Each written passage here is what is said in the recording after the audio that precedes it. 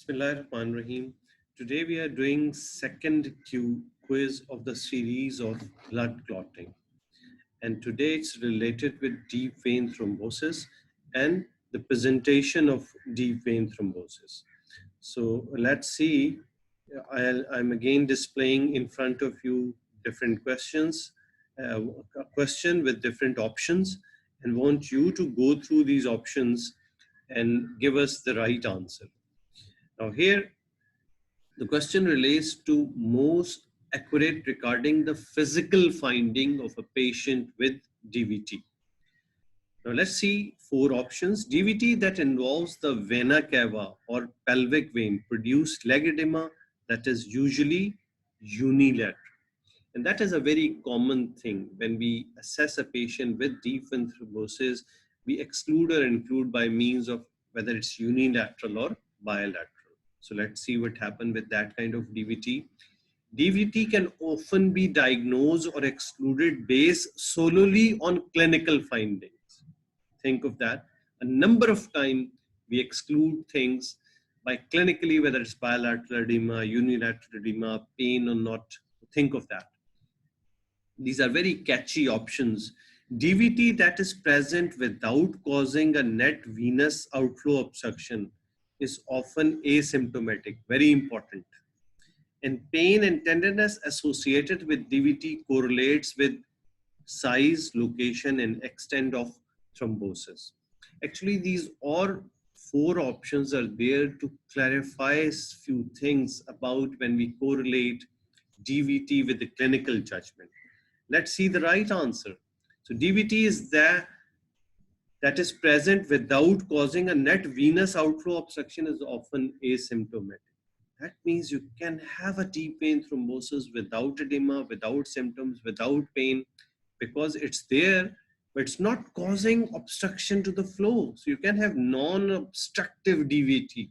Very important, because consequence of DVT is pulmonary embolism, and we often exclude patients on clinical judgment that patient is having no DVT.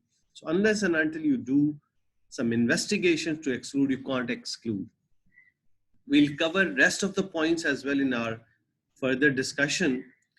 The DVT that involves the iliac bifurcation, because DVT is not all the time unilateral leg vein. It can be on the upper part of the venous system, which is draining both the legs together.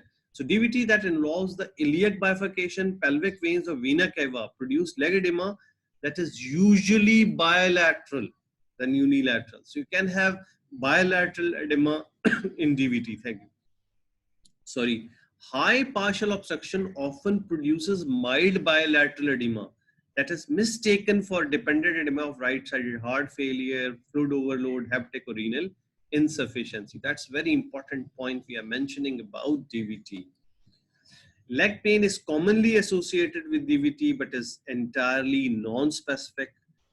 Pain can occur on DOT, but these are all these can be Hoffman signs. Tenderness occur in the most patient, but is also found in many patients without objectively confirmed DVT.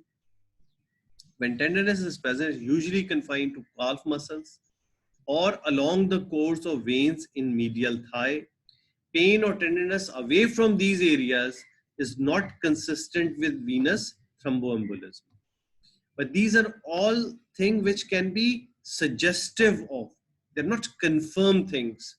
The pain and tenderness associated with DVT does not usually correlate with size, location, and extent of thrombosis. DVT cannot be diagnosed or excluded based on clinical findings. And this is the crux which we want to clarify here in this quiz. That DVT is something which need a risk background and then a proper investigation to include or exclude. So in summary, conclusion is that we often think that DVT is something which leads to swelling, pain, discoloration, which is all unilateral to one limb. But ideally, if we see DVT classically produce these things, but in a given patient, symptoms may be present or absent, unilateral or bilateral, mild or severe, A thrombus that does not cause a net venous outflow obstruction is often asymptomatic. Hopefully, you're going to get these new points about clinical assessment of DVT, and it may help you in future in diagnosing DVT, in excluding and including DVT. Thank you.